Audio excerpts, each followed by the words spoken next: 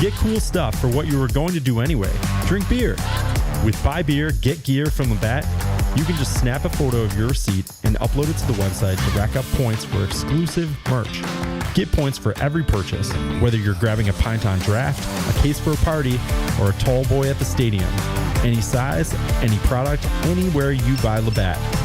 Buy beer, get gear. Sign up now at rewards.labattusa.com. Now, stand back for your own safety. Steve, what's up? Congrats on the win. Thanks, Steve. Where Paulie at? Here we go. I'm checking out. I will respond to you, but I'm done for the week. I'm done. Steve is my favorite part of the show. How's that? I like that. Thank you. Thank you for saying that. Check for sound. Pleasure to be on there talking with Paulie, man. He's a good dude. I'm an idiot. I'll just shut up and let you talk. I was trying to help. And shout out to Tupac. 3, 2, 1, and This is Orange Nation. Well, hello, Paulie and Steve. With Stephen Fonte and Paulie Sibilia. Good afternoon, everyone. Glad to have you with us. Alongside Paulie Sibilia, I'm Stephen Fonte. It's a Monday edition of Orange Nation. Big day here for Orange Nation as Gerry McNamara will officially be welcomed back to campus at 4 o'clock today. We'll carry the press conference live for you, yes, correct? Tim Paul? Leonard will be on the air at 4 and walk you right through it till 6. So. That's right. So welcome back event at 4 o'clock. Jerry's set to speak to the media in a press conference format shortly thereafter, probably around 5 o'clock or so. And that's what we've got cooking today. I would assume there's a lot of former players in town. Brian Blair's going to talk today. I'm sure Chancellor Haney's going to talk today. We'll get the thoughts of everybody from the Syracuse basketball family on the new men's basketball coach, one Gerry McNamara. One guest lined up for our show today. We've got Mike McAllister in his usual 12:30 time slot. He will join us. Outside of that, we want to hear from you at 315-437-7644. Think he'll announce his staff today? I think there is a chance of that happening. Yeah. When we asked him about it, he said that, there was, as you like to say, some I's that needed to be crossed and T's that needed to be dotted, some HR stuff and whatnot. But, he's clearly identified at least a few members of his staff. Whether it's official yet and whether or not he can announce it, I don't know that. But I think there's a good chance that, we may hear some of those things today. Yeah, I'm interested to hear what they have to say. And, he did an interview with Matt Park and talked NIL, and there's been a lot of NIL talk, and he's saying 9 to 10 put you in the game. Yeah. That was this year. I'm always going to be negative on NIL.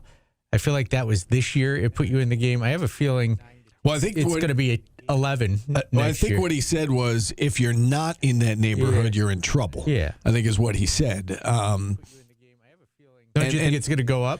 Yeah, I mean, the revenue share goes up from 20.5 to essentially 21.5.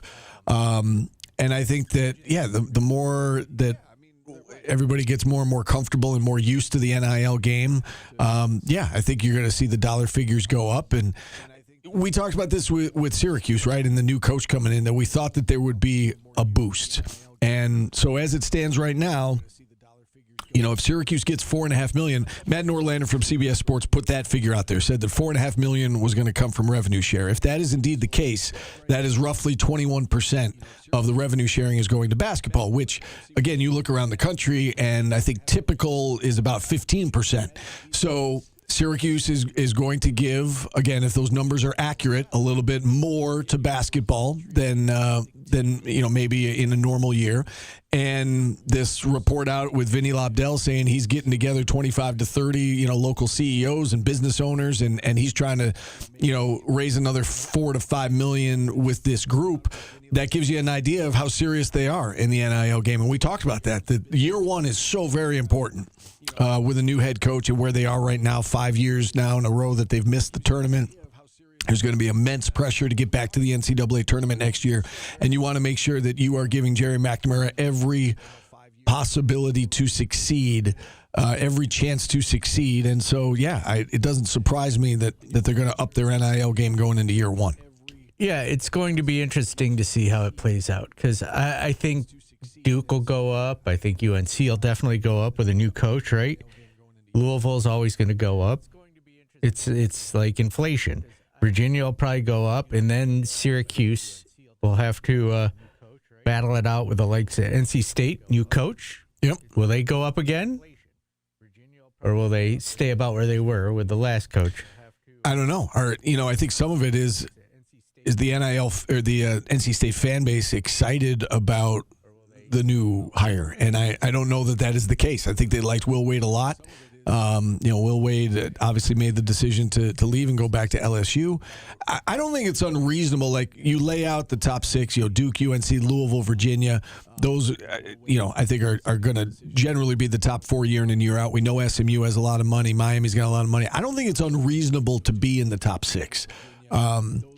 Especially next year, given what we said, that there's, going to be a boost from the university, and you would assume a boost from the community as well. Yeah, but I'm just saying Syracuse has got a lower base, the floor is lower, if that makes sense. Yeah, with no, Syracuse, I agree they've with got that. to jump. Yeah. They got to do basically a double jump to keep up with everybody at one of these years.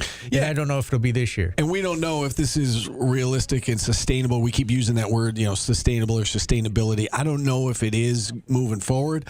I think next year, I don't think money's going to be an issue next year. It seems like the resources are there. And, it seems like everyone is committed to that, from the new head coach, who was pointed to that, and I'm sure that Gerry wanted to make sure that the dollar figures were there before he came. The university seems like they're on the same page, and new AD Brian Blair, and he's already trying to come up with different ways and unique ways to try and raise money, and he had a lot of success at Toledo. We'll see if he can have the similar amount of success here at Syracuse. And again, the former players and the community, those who have money with local businesses and CEOs and whatnot, can they raise this money? It seems like everybody's on the same page, and so I don't think money's going to be an issue next year. Maybe we'll see. 3 years from now it could be, or 4 years from now. But next year, I don't think it's going to be an issue. I tend to think that if it's 9 to 10, they're still going to be behind. Because I think everybody else is going to go up too. Well, also. So that's just my take. I could be completely out of... But I would say behind how? Behind UNC and Duke, yes. But I still think everybody else is going to go up. I still think NC State will probably go up. I think. Here's the thing about this past year is that I don't know how far behind, quote unquote, they were this year. We heard John Wildhack say upper half. Again, we think it's 8, 9, 10, somewhere in there. So 7.5, 8, 9. Right. So I don't know how far behind. They certainly couldn't compete with Duke and UNC and Louisville. I get that. But 8 teams made the tournament. So could they have competed in that, 6, 7, 8 range? I would say yes. And I think that, we've talked about all the reasons why things went south this year, and their 3 best players, none of them lived up to the expectations and all that. And you could talk about coaching, and there are plenty of reasons why it went that way. I don't know how much of this past year was dollars and cents. Well, they got the roster wrong. Right, but the money still was there. You can't miss. We talked about that. If you're 6, 7, if you're 7, 8, 9, 10 in NIL, you can't miss. They clearly did. Their top 3 players did not play the way that you would expect their top 3 players to play. I don't know how much of this year was NIL. I think years 1 and 2 under Autry, you could absolutely point to NIL. I don't know how much of that was the case this year. Paulie thinks it puts him behind. Weird. Another delayed echo. Philly's most wanted. We don't steal your ideas. I've been saying that for 2 years now, that Syracuse is going to have to make a 2-year jump at some point because they're so far behind. Get over yourself. Thank you. Let's go to Chuck in North Syracuse. Chuck, what's up? Hey, my question is, these guys that are making so much money in NIL now, they're making, pretty good money. Does the school still pay for their college? I mean, these guys could pay for their own, and that money could be put back in the pot. Yes. Yeah, it's a free ride plus whatever they get in NIL.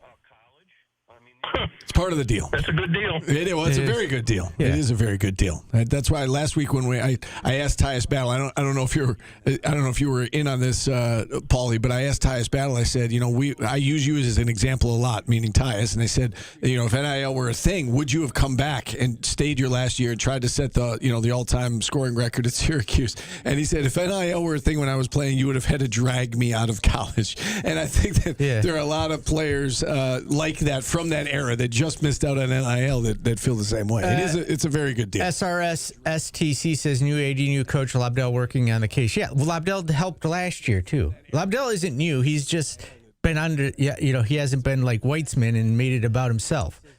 He's been donating. Yeah. Like I saw a Ton Thomas with a horrible take that why didn't you do it for Red? He did do it for Red. Right. Right. And again, we'll see if it's sustainable because, obviously the folks that are donating want to see Syracuse get back to where it once was. And if Gerry could come in year one and with that bump in NIL, go out and put a competitive roster on the court and win games and get to the tournament, now you can hopefully build some momentum. I mean, we talked about that with Fran Brown, right? Coming out of year one, they won 10 games. Now, they didn't capitalize the way that I think everybody was hoping they would capitalize given the injury to Steve Angeli and everything that went wrong. That's why this year is so important. But out of the gate to win 10 games for the football coach or next year right out of the gate to get to the tournament as the basketball coach, hopefully that will fuel some momentum with those NIL dollars and you could keep it up. Yeah. I'm not trying to be doom and gloom. I think it's a reality that Syracuse is going to have to make a major jump to keep up with the Joneses because they were so far behind. Yeah.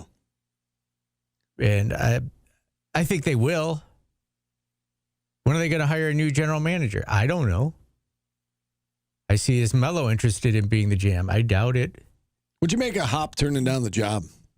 That's the report out today is that he was offered the job over the weekend. Probably got a good gig. And turned it down. Probably doesn't want the headaches. Right? I don't know. I thought that was interesting. NBA probably seems like a more cushy gig. Yeah. Yeah, I don't know. Well, he's in his late 50s now, right? Probably about that. I mean, yeah. We're both in our early 50s. Why not he's a little bit older than us. Why not just stop? Why get back in it? It's 56. No, it's not that bad. But like, what are you going to do? You're going to piggyback your Siena? You got 2 years at Siena. You're 58, and then you're going to go somewhere else again? Why not? Yeah, I mean, you act like he should just retire at 58. I don't know. His kid. I don't know. It just seems like he's got a good gig. Yeah. Well, plus, if you don't win at Siena, then you look even worse. I just no headaches. Coast along in the NBA.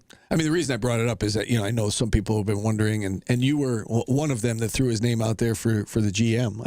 Yeah, I mean, he'd be good at that. I think he would too. He's in charge of player development in the NBA for the Pelicans. It seems like it would fit. I do think it would be a fit. All right. That is our opening drive brought to you by Burdick BMW of Cicero. We've got Mike McAllister set to join us here in the next 15 minutes or so. We'll step aside. We'll take our first time out. Phone lines open if you want to check in. 315-437-7644. We are back after this on ESPN Radio.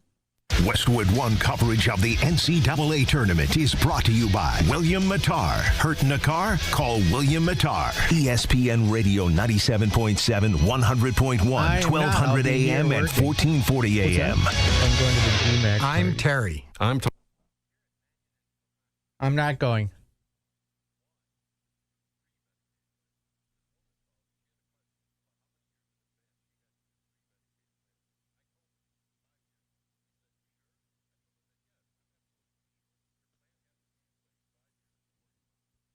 What do you expect to learn today? The transfer portal is not even open. It's just his public introduction. Steve, are you going to the GMAC party? I will be there, yeah. Doing live hits and whatnot for the news. Look at yeah. Yep. It's not even a Padres shirt, Gaper.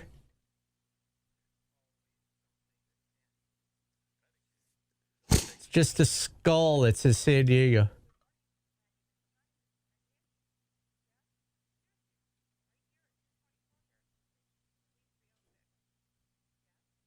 Why do you feel bad for Red? He's 66. How's YouTube doing? because I'll be here with Tim on the air while we're carrying. Michael Antonio, what do you want today to be? I mean, it's an introductory press conference. That's what they all are. Yeah, what do you want? It's just like, here's our new coach, rah rah. Like, you can go boo him if you want. I'll give you a ticket if you boo him.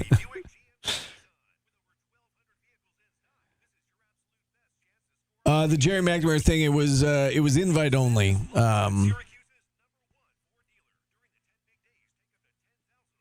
But it was no. I'm not coming at Michael Antonio. I'm just saying, like, that's what they are. It's He does just have some pretty dumb takes, Armasora. I agree. It's just like, here's our new coach. We're excited. Steve, stop yelling. Not yelling. Yeah, you are. I'm not. You're gaslighting us again. You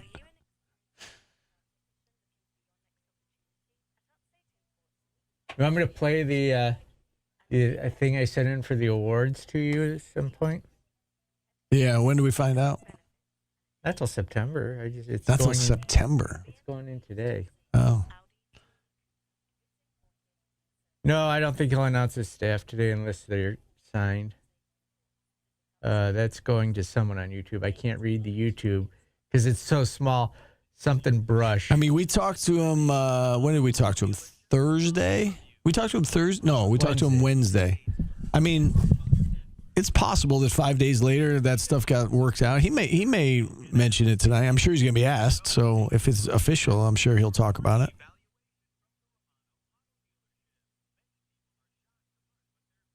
Siena hasn't made the tournament since 2009, Philly. Till this year. So it's not that easy.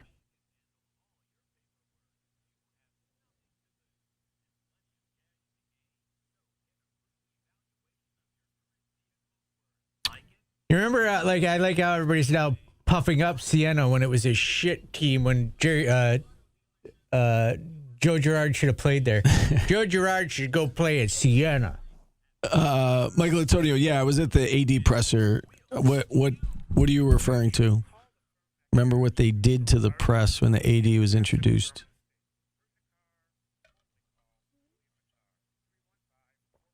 Are you threatening me, Philly's Most Wanted? With violence? Don't just get over yourself, dude. You do the same thing to Tim. You think everybody's stealing your ideas. Like, no. We don't even pay attention to you. So, yeah, Michael Antonio, so they didn't do it as part of the welcome back of, or the introductory part for the AD, but then they brought him to the side and we got like 20 minutes with him. So the press still got to ask their questions. And my understanding is the same thing's going to happen today. Jerry's going to talk during the welcome back, but then he's actually going to do a press conference after the event's over. So it's actually going to be the same type of thing. Gaper, tell me about your violent youth. Please tell me how you grew up in such violence.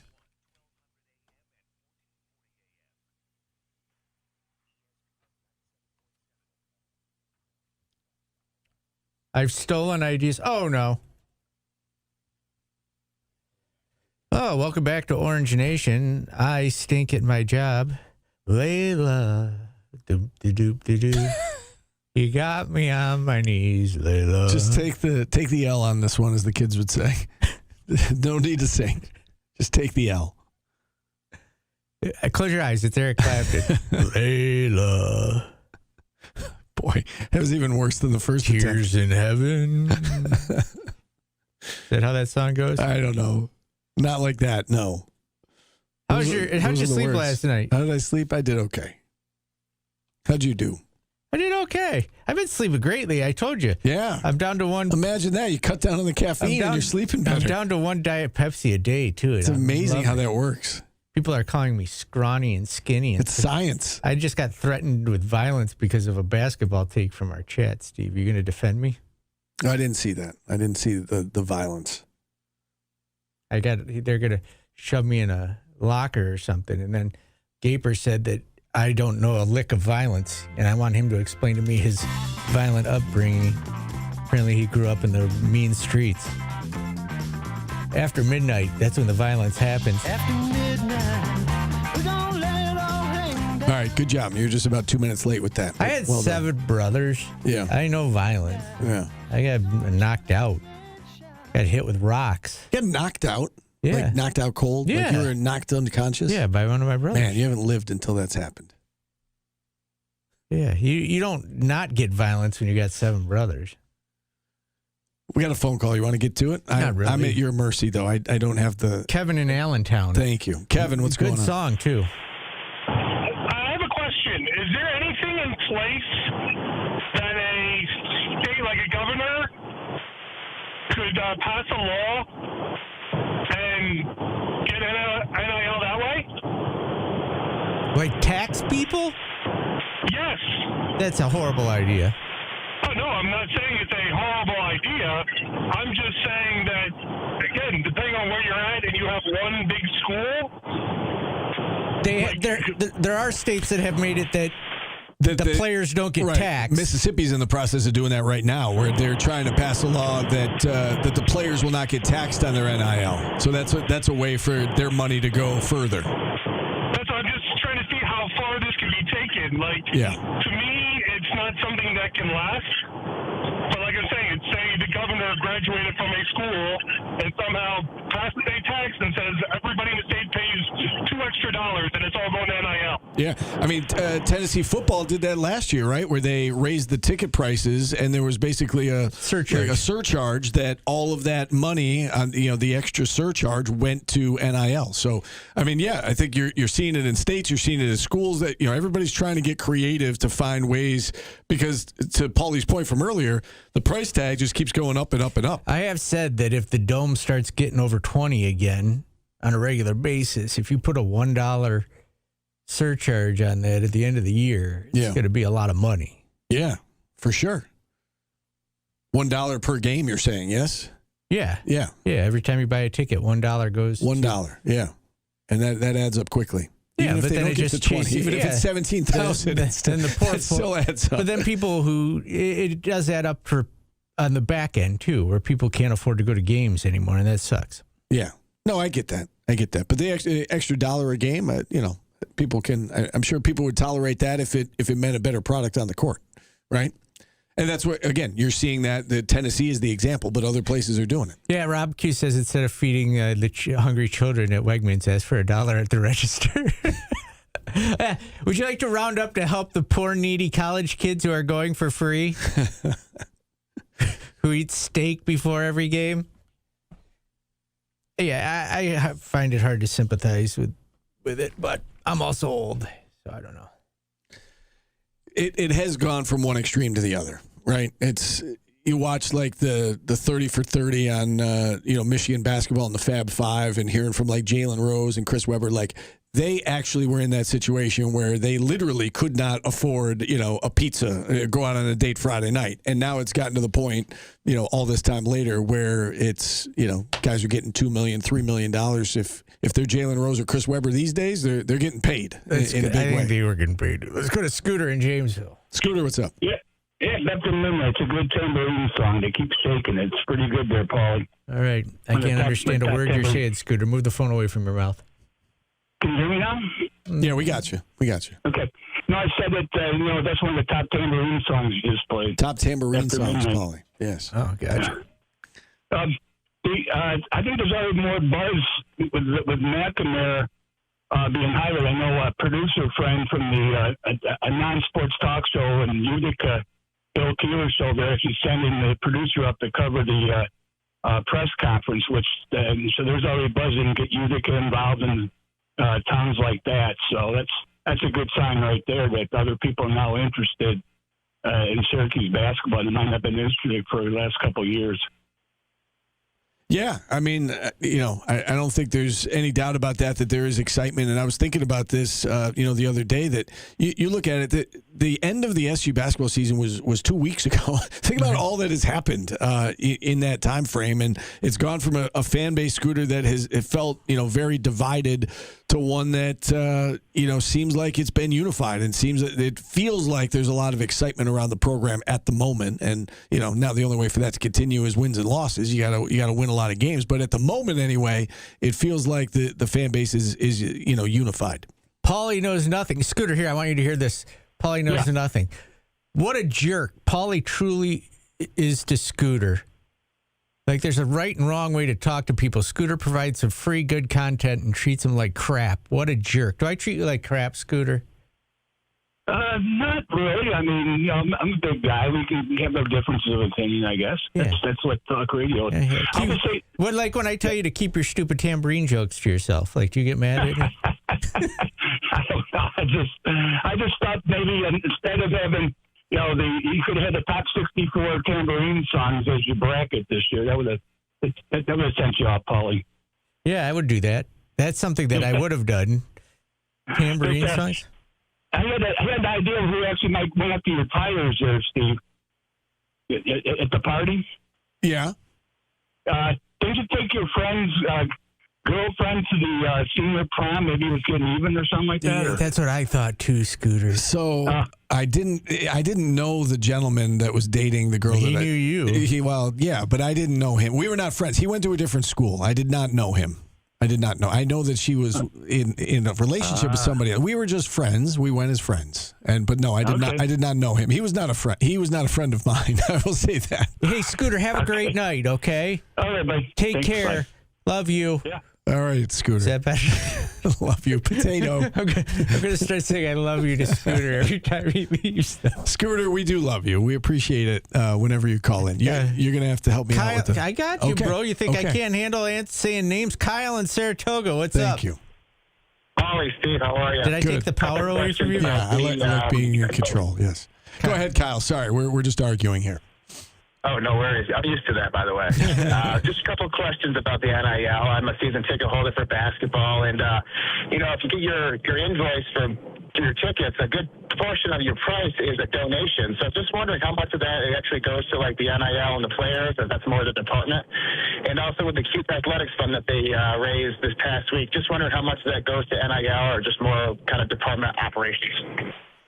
It's a good question. I don't know that we know the breakdown. I think the hope is it all kind of goes into the same pot, right? And the university divvies it up as they see fit. I do know on like the giving day itself, if that's what you're referring to, I know that you can earmark it for what program you want it to go to. If you want it to go to men's basketball, NIL, that sort of thing, you can earmark it for such, or you can just make a donation to the athletic department in general, and then that goes into everything that they have to deal with, right? Which is operating costs and salaries and everything that they need money for. So I think that the belief is that you got to raise as much money as you can because it's expensive to run an athletic department, and obviously the NIL is expensive. So another thing that gets lost in this is the Mello Center is great. It's just it's got to get updated too. Yeah, at some point. Yeah, and, the football program has great facilities that are new, and now basketball's got to do it. So the money goes all over the place. Right, exactly. There's plenty to pay for. It takes a lot of money, and that's it's an arms race, right? It always has been, but it is now more than ever. Getting people from all over the world today. Sean and Edwards. Where's Edwards? Yeah. You don't know where Edwards is? Do you, Steve? I don't. Where is Edwards? Hour north of Watertown. Oh, wow. Oh, okay, so you're way up there. You're you're in Canada, basically. Yeah. Pretty much close to Canada. But I got a thought on the NIL. So now, at what point do colleges, like a private university like Syracuse, for example, start taking in all these numbers that NIL is doing? And when does the people of Syracuse start saying, well, if Syracuse University can have all this much money in NIL, maybe some of the tax exemptions on the city property and stuff should maybe go away? At what point does they start having that conversation if the money's going to be that big? Again, good questions. I don't know the answers to. That's up for our leaders, both locally and statewide. But that's why I think a lot of people get frustrated with NIL and they say there has to be regulations. They want everybody to play by the same rules. They want, the federal government to step in, for instance, and say, this is how it's going to go. Right now, that's not the case. And so, you've got states making up their own rules and their own laws and everybody trying to find an edge. So until that day comes where you've got that set guideline from the NCAA or from federal government, you're going to have differences of opinion nationwide. Paulie. Yeah, I don't know. I'm reading the chat right now, Steve. I'm getting frustrated. I can't do this anymore. What are you frustrated about? Nothing. I'm just the whole chat. I'm going to go to YouTube, but they're nicer on YouTube, believe it or not. So as soon as I open that, I tune into Jimmy Orange. It says Tara is an idiot and Fella is an idiot. So everybody's an idiot over there. I'll fit right in. Don't you have a way to mesh the two together? Merge YouTube and Twitch I do, but together? if I go away, it freezes and then I got to reload it. So I just bop back and forth. Gotcha. Okay. Let's hit a timeout. Mike McAllister joins us on the other side. Back after this on ESPN Radio.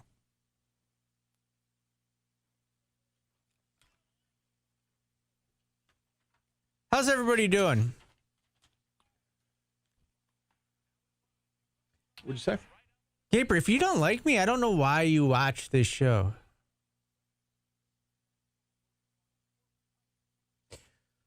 Paulie knows nothing. Maybe they were in the Lally Center when he did the interview.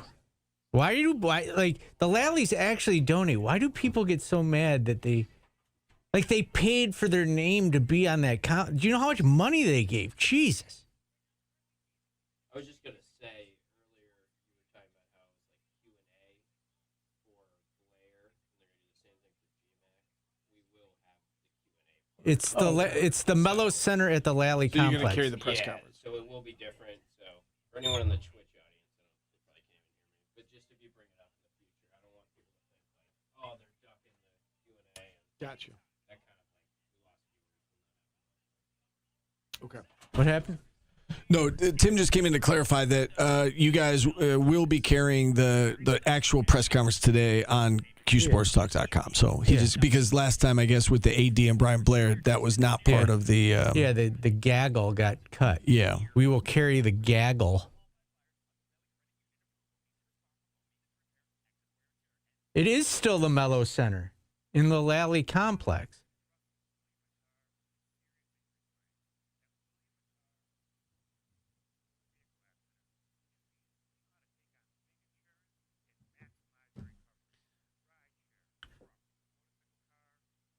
Can you ask Mike how does Mike know if Tuberville's? I like that though, the 5 years.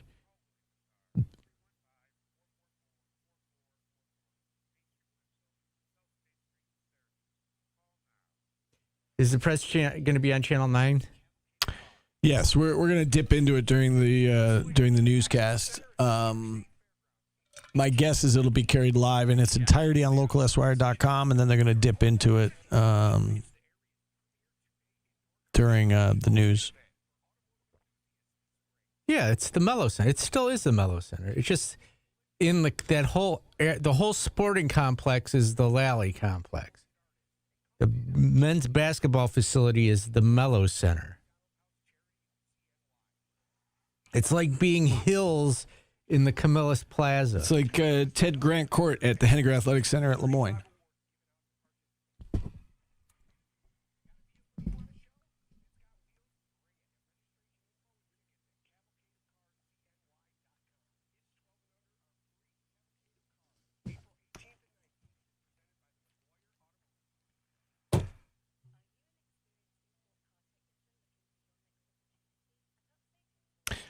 Yes, Dan. Shut up, Steve. We weren't talking. Mesh did get an official offer.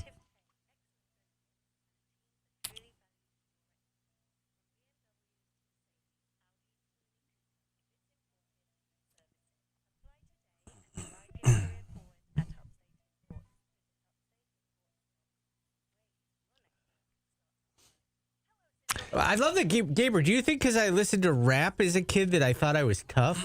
Like, that's a weird take.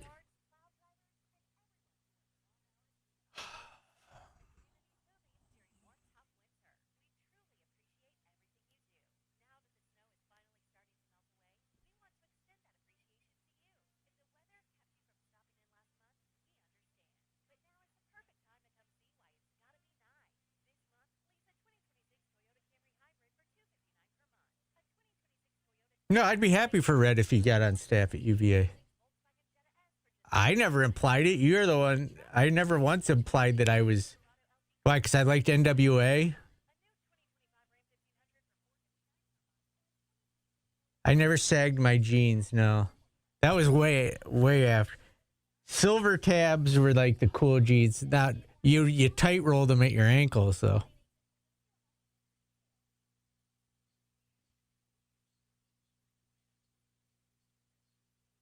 I never once said I was from the mean streets. Like you literally, when Steve and I said we liked NWA, decided that we thought we were a gangster. I did not wear my jeans backwards. I tight rolled them. Did you tight roll your jeans, Steve? Yeah. Yes.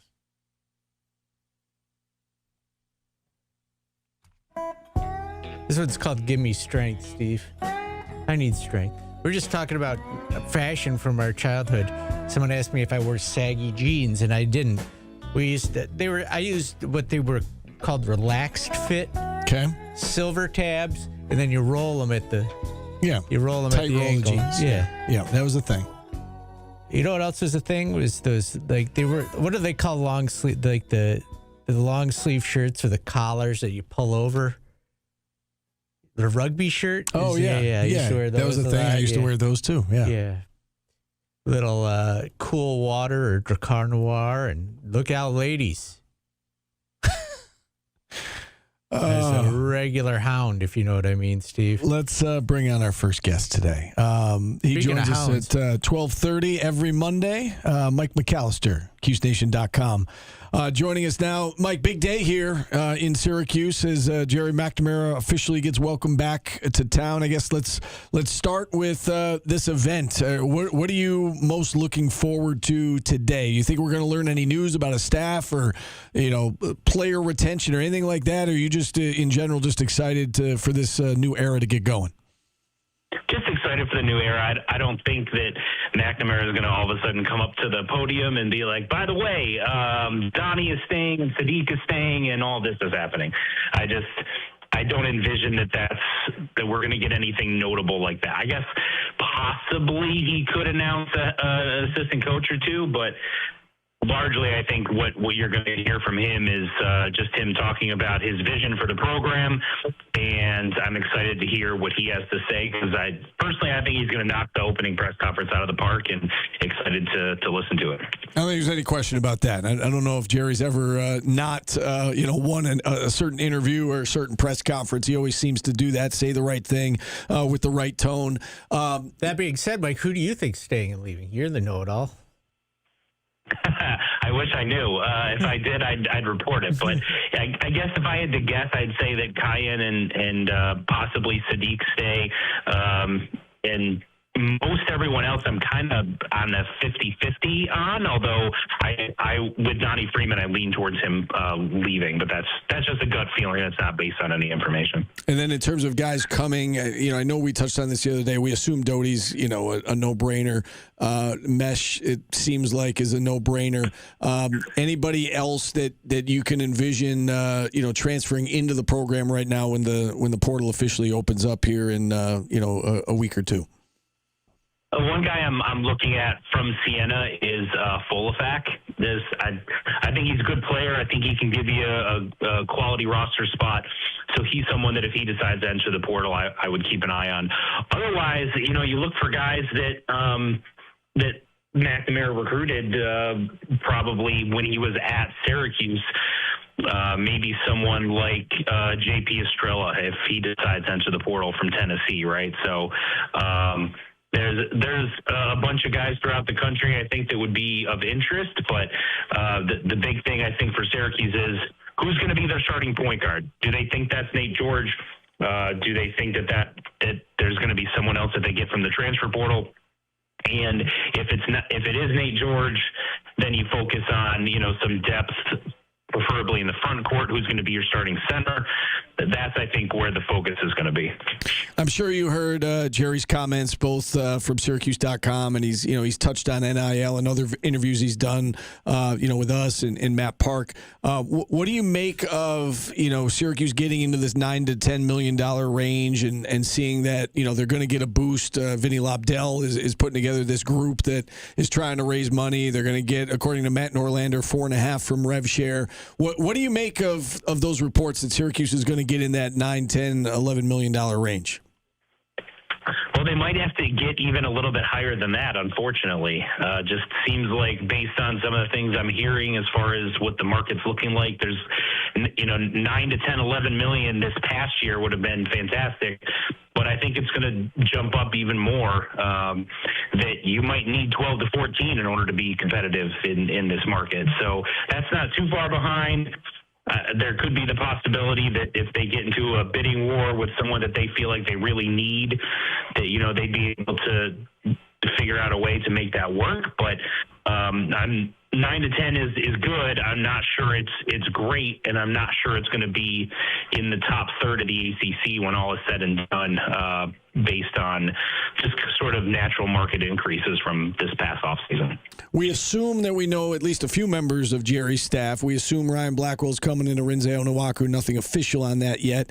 What do you have any thoughts on the GM position and what you think we'll end up seeing in terms of the profile person coming in? Jerry said on our show he wants somebody with grassroots recruiting experience, somebody who can obviously evaluate talent and has maybe NBA experience, college experience on down. What do you make of the GM position? Yeah, I mean, that seems to describe Mike Hopkins. I thought the same thing. I thought the same thing. Yep. And with him being out as the Siena head coach, because I originally thought that pipe dream might have been dead once it sounded like he was all but a done deal for Siena. Once that fell apart, that's making me kind of think, could this sort of make it work here in some capacity? I don't know. I don't know if Hop would be interested in that. But from McNamara's standpoint, it would make total sense, given his background in scouting, in player development at the NBA level, that NBA experience that he mentioned, tons of history of recruiting at the collegiate level as well, obviously knows Syracuse incredibly well, was a mentor of McNamara's when McNamara first became an assistant coach. So it would make a lot of sense from a lot of areas. Not sure whether that's something that Hop would be interested in, or if he would consider that kind of a step down from where he is in the NBA, or whether he's like, you know what, I'm going to go help out my friend, and it's an opportunity to be back in Syracuse, and I'm willing to take that on. Not really sure, but I think from a Syracuse and McNamara perspective, it would be a home run. How about some of the coaching changes in conference here? Will Wade leaving NC State, in comes Justin Gainey, Luke Murray to Boston College. What are your thoughts on those changes in particular? A little bit surprised that Luke Murray took the Boston College job, to be honest with you, because I thought he was kind of a hot name in terms of being an assistant, one of those next assistant coaches that's ready to take on a head coaching position. But the Boston College situation with where they are NIL-wise and fan support-wise, I just wasn't sure that was a good fit for someone trying to make a splash. That said, if he can figure out a way to win there even once in the next 2 to 3 years, I think that's going to put him in position for a bigger job. So there's a risk-reward there for sure. But I think from a Boston College perspective, that was about as good as you're going to get. I think they did a really good job in order to get someone to fill that position that's got some buzz attached to him. Lacrosse, from an NC State perspective, I think they'll be okay. They'll find a coach. It's just, I don't think it's a great look from a Will Wade perspective. He comes in here for a year. There were all these rumors about him possibly leaving to go back to LSU. He's asked about it, and then he reacts and responds in sort of a condescending way, as if it was an insult to even ask him that question, and goes on and on about how he's committed to NC State and he knew it was going to be a multi-year turnaround and he's excited about their future. And then he talks to the administrators and they're talking about the future and their plan. And then he basically has the agent send a text message to the powers that be at NC State and say, I'm leaving. That just, I think tells you a lot about the character that he has and the way that he handled all of that. Yeah. My thoughts on Will Wade. I'm right there with you. Let's talk lacrosse as long as we got you, Mike. Men's and women's teams both rolling right now. What are your takeaways, I guess, from this latest round of games over the weekend? Well, we'll start with the women. Their performance against Pittsburgh, I think, was expected, right? The way that they're playing, and it's a good team, but they're not, up in that top 10 type of caliber team. And Syracuse have been playing really good lacrosse and just dominated that game from start to finish, as you would expect. So good to see that they're still rolling. They're one of the hottest teams in the country. I know they started 0-3. but you kind of go back and look at it, and those 3 games were competitive games. The first one not quite as much, but they had opportunities to win those games against North Carolina and Stanford. And then they've just been rolling since, including some impressive road wins against quality opponents. So they're really good, and looking forward to see how they finish out the season. The men's team, that game against Duke was an absolutely fantastic lacrosse game just from an entertainment standpoint. A lot of scoring, a lot of back and forth, a lot of momentum shifts, and I think Syracuse learned from some of those games that they lost earlier in the season and were able to make the plays that they needed down the stretch to secure the win. So another impressive win for them, handing Duke their first loss. But as we know with this schedule, there's more daunting games up ahead. Yeah, very difficult schedule. That's what Gary Gate likes to do. It is the spring, so in addition to lacrosse, spring football is going on as well. Any storylines you're keeping your eye on with the football team?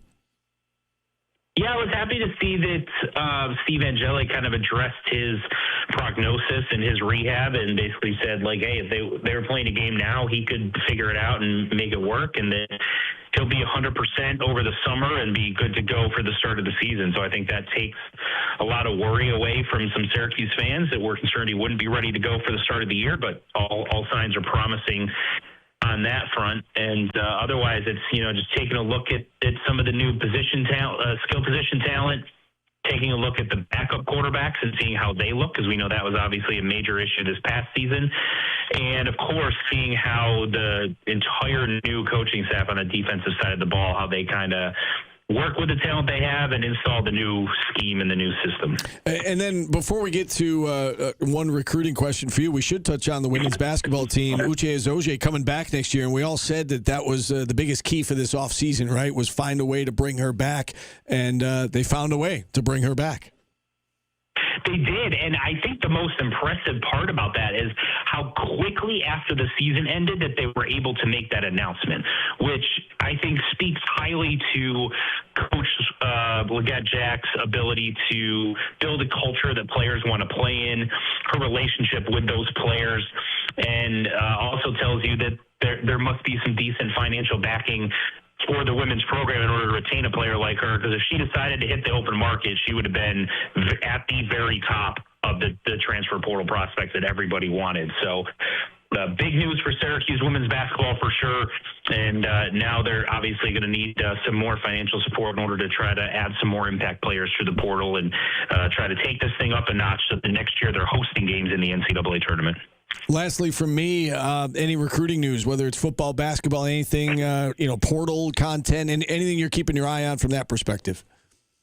A little bit too early for a basketball portal perspective, but just from a football recruiting standpoint, they had a bunch of recruits on campus this weekend at the same time that they had a coaches clinic, and they had Ed Orgeron back on campus. Dwight Freeney, obviously we know is part of the program. He was there. Donovan Darius was there. And then they had obviously Fran Brown speaking at it. But having those prominent alumni and big names wearing Syracuse gear for a coach's clinic at the same time that they've got recruits on campus, that was excellent planning. And, you saw a bunch of the recruits posting pictures of themselves with Ed Orgeron and with Dwight Freeney and talking all about, those legends of the game. Was smart by the Syracuse recruiting staff to have it work out that way, and certainly helped to make impressions on some of their priority targets, which we'll be having interviews with throughout the week. All right, Mike, great stuff as always. We appreciate you coming on. Enjoy your week. Thanks, guys. Appreciate it. Mike McAllister joining us here on the show as he does at 12:30 every Monday. Basketball has completely distracted this show from spring football. I know, yeah. Yeah, and lacrosse as well. I mean, both lacrosse teams got it rolling right now. The women looking good. Yeah, they might be their year. You think? Yeah. Yeah, they've come a long way in a short period of time. Lost those 3 games to start, and they haven't lost since. They've been great. The guys have figured it out after back-to-back losses. This could be a fun month of May. All months of May are fun, Steve. Well, some more than others. It's going to be fun for me no matter what. Okay. Guess what I'm doing Saturday? What are you doing Saturday? I'll tell you after the break. Okay, great tease. We'll take a time out. Back after this. 45 segment. On ESPN Radio.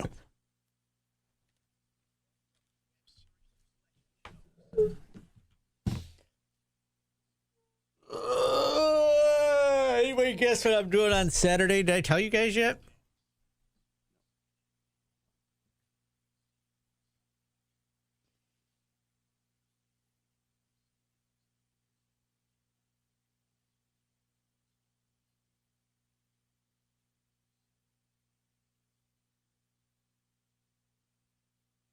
Getting married? No. Not going on a date? No. It's more wholesome than that. Mike and Manlius. Can someone come here quick, please, and thank you from in there? What do you need?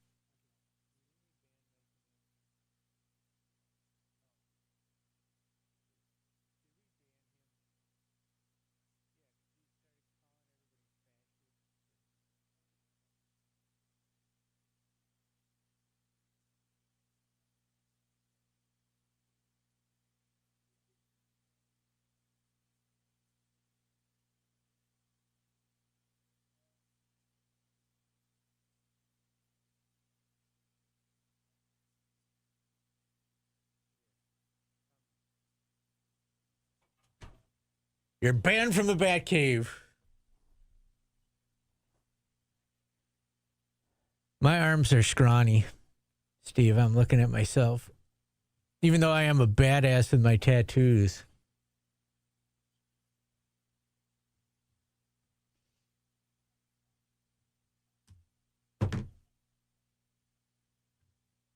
Reverse rubberoos? Nope. Fornicating? Nope. I'm not going to throw out a pitch at a baseball game, no. Cranking the hog? Yeah, that'll happen, but that's not anything. Going shopping for a flashlight. How would a reverse rubby work? I would lay like this and my dog would take her paws and rub my belly. I don't think it's ever happened, but... I find it hard to believe that could be executed. I don't have a tramp stamp. 2 chicks at once, no. Gooning, no. Easter egg hunt, no. That's wholesome. Anybody in the YouTube chat picking up a honey baked ham? No. I'm going to the gym, no. Going on a recruiting trip with GMAC, no. Skydiving, no. A lot of good guesses. Human Centipede, no. You ever seen that movie, Steve? Yeah, you're lucky. I accidentally watched that. I stocked up on pork chops last week. I got like 7 of them stuffed in my freezer. Putting on an Easter Bunny outfit so kids will sit on my lap. No. Penis reduction. Did that years ago. 2 girls in 1 cup. No. Hiding in someone's bushes. No. Guy Doewood in YouTube got his message blocked. I don't know what he could have possibly said. A lap dance? No. Massage? No. Not going to a twerking to 80s music. I do that every weekend. Breast? No. Leaving a half-eaten pastry on your neighbor's mailbox? No. Manscaping. We got 2 calls. All right, settle down. Nadal in Rochester and Mike from Lee Baldwin. We'll take Mike first. Okay. Eating the pea? No. Funeral? No. That doesn't sound very fun. Mind your business, Steve. Good one. Showering with Josh from K-Rock? Maybe. Muff diving? No. Eating white toast, no butter? No. A lot of good guesses, Steve. Frozen 4? No.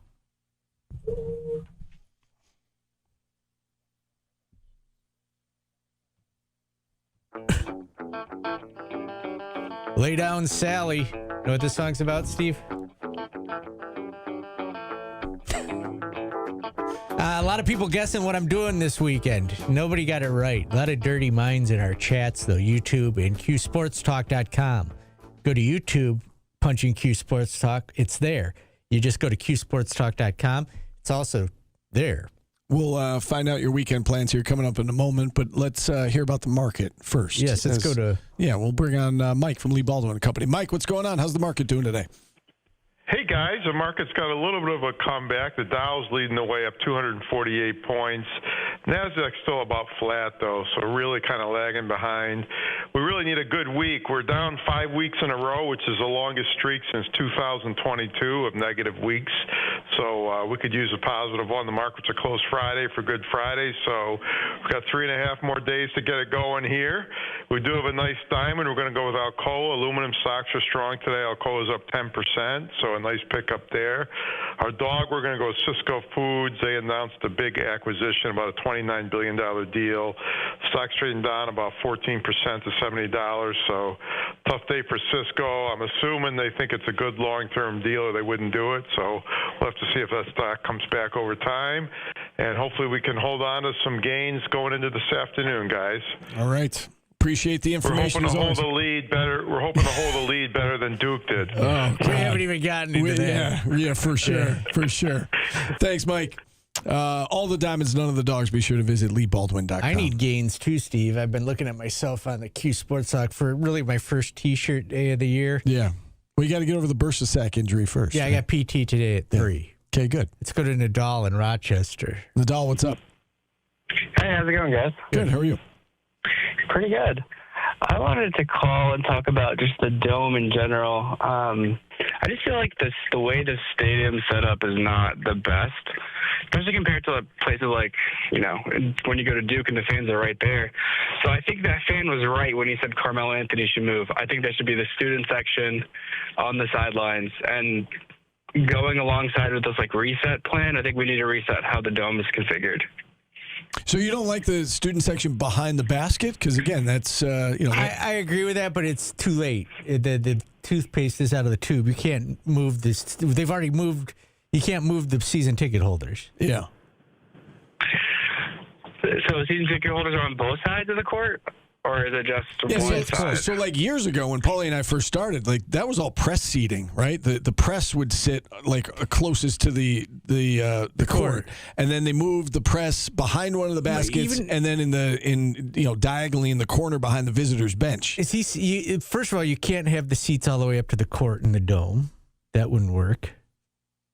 So Melo's fine. Well, you do have the courtside seating, but you're not going to put students there. Yeah, but there's only 2 rows. You can't take the stands and right. It's too late. I don't like the way it's configured. If it was smaller, it would probably be better. But it's just here's the thing: when the place is full, it's not a problem, right? I mean, I don't mind that you want. What is this obsession with Melo sitting court? He's a millionaire. He could sit. That's where millionaires sit every game. Yeah, that's why Spike Lee sits there. Yeah. Again, when the place is full and the student section goes all the way up to the top, and it's not an issue. The high rollers on the other side at Duke sit right behind the bench. Yeah, I don't get this. I thought the fans would not be sitting at the scorer's table. Let's get one more phone call. Al in Kentucky. Al, what's up? Yeah, real quick, I guess, since we run out of time. One thing that I was disappointed in Red this year, I guess because he was coaching for this season and not for next, is there were players when we're getting blown out that he wouldn't even give a look at. The 2 that come to mind the most were Diawara and Fennell. I thought Fennell was 6'6" point guard, appeared to be pass first, appeared to have some good ball handling skills, or they wouldn't have given him a scholarship. George was a disappointment. There were times you thought you could have plugged him in and given him a look, but he wouldn't do that. Diawara, he was, how do you say his name? He was hurt beginning, but he got in once for a little while, and what's he like, 7'1", 240? He looked pretty agile for a big guy. And yet, Kyle would go out, and I forgot the other kid from Georgia Tech. He wasn't very impressive. Certainly wasn't an offensive threat. He was okay on defense. And he wouldn't even give that other kid a look because he's down by 20 and doesn't want to lose by 30. rather than we're down by 20, let's see what somebody else looks like. But those are two guys I would hope that McNamara, we don't have any high school kids coming in. They appear to be physically good and have some athletic gifts, yet heard nothing about them. Yeah. And certainly we didn't get to see them much. You guys maybe have seen them in practice a little bit more, and I wanted to know what you thought. Yeah, I think that the thought with Sheffing from the moment he got here, I think, was that he was a project and that he wasn't going to play this year. I think he's only played basketball for 3 years in his life. Right. And I don't think he was ever going to see the floor this year, so I don't, I wouldn't hold that one against Red. And obviously, Soiree was their backup center, and I don't know that you're going to go three centers deep. In terms of Luke Fennell, I think Al brings up a good point in that Red was very much coaching for his job and for this season, and so that some of that may have played into whether or not you're going to go deeper into your bench. He sees him every day at practice. I think they looked at Fennell as somebody that maybe down the line could develop into something, but maybe wasn't ready right now to play ACC caliber basketball. I mean, that's obviously what they determined, because even when they did give other guys a shot, it wasn't him. Now, Al says there's no freshmen coming in. As of right now, there aren't, but I think you can expect that Ryan Mesh is going to come in, who plays the same position. He's shorter, obviously, than Fennell, but I think Ryan Mesh is going to come in and maybe take, potentially take that spot as a backup point guard that could develop into something. So we'll see. I don't think it's a bad point that Al brought up about the fact that Red was very much coaching for his job, and so he was going to go with the guys he thought gave him the best chance to win, and wasn't, as Jim Boeheim famously said on the show, it's not a chemistry lab. It did get to a point this season, sometime after the BC game, where it felt like a little bit of a chemistry lab, or should have been, given that they went 3-12 the rest of the way or whatever it was. But I think that's a valid point from Al, that he was coaching for this year, not next year. Syracuse caters to the wine and cheese donors, not the students, LA Orange. Yeah, every school does. Syracuse was behind the 8 ball and having courtside seating, too. Again, the media used to sit there. You talk about losing your seat. I mean, I know you joke about that. At least you could see the court from where you are.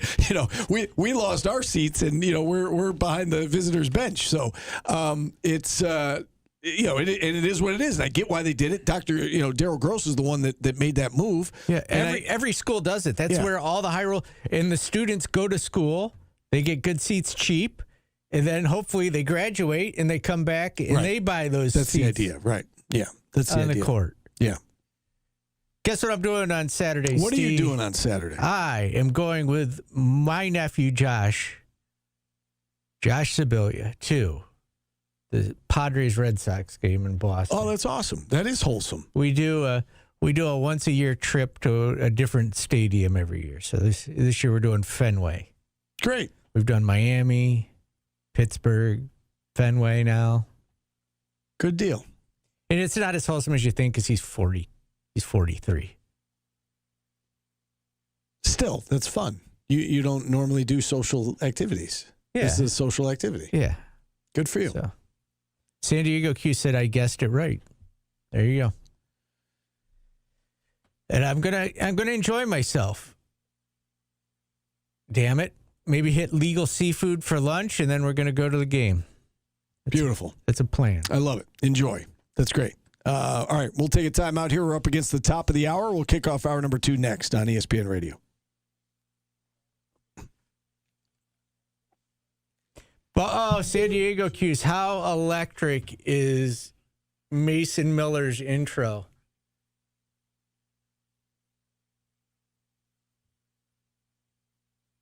Legal Seafood. No, we're going to go bougie. I'm not even staying. I'm going down and back same day. He's staying in Newton. He's flying in from San Diego.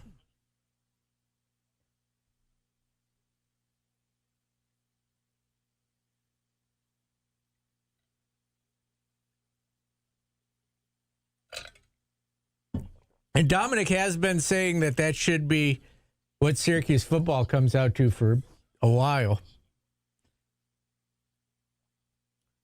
I sent his entrance to Jordan and Steve yesterday, and neither one responded. I didn't watch it. I don't like you. What are your plans for Easter weekend, Steve? Ham?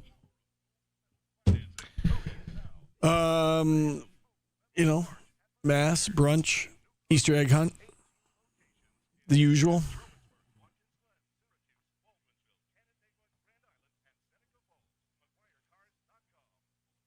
My dad does a killer Easter egg hunt. My little guy's he's been talking about it for weeks. Oh, speaking of eggs,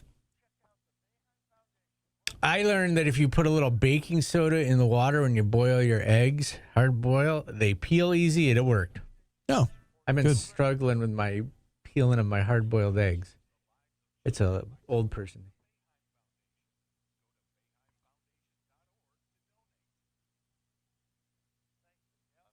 Do you sit on the bunny's lap?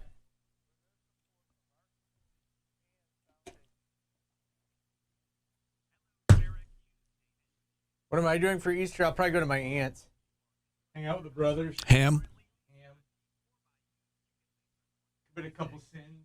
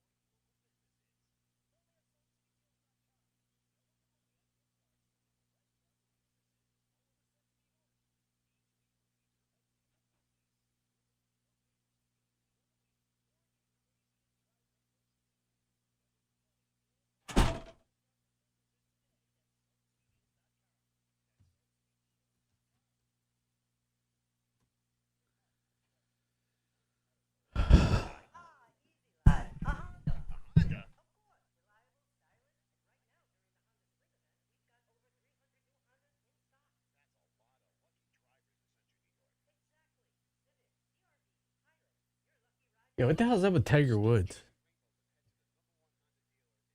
So he blew a 0, but he's probably addicted to painkiller, don't you think?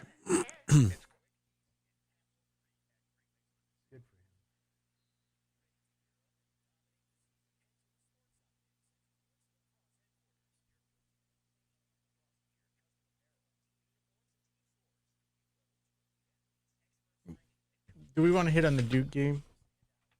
I mean, sure.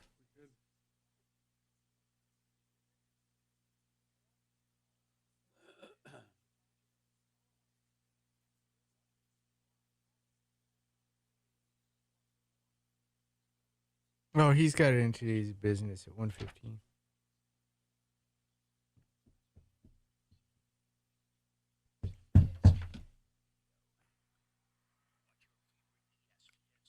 I never said William Kyle was back this season. I think Kings will be back.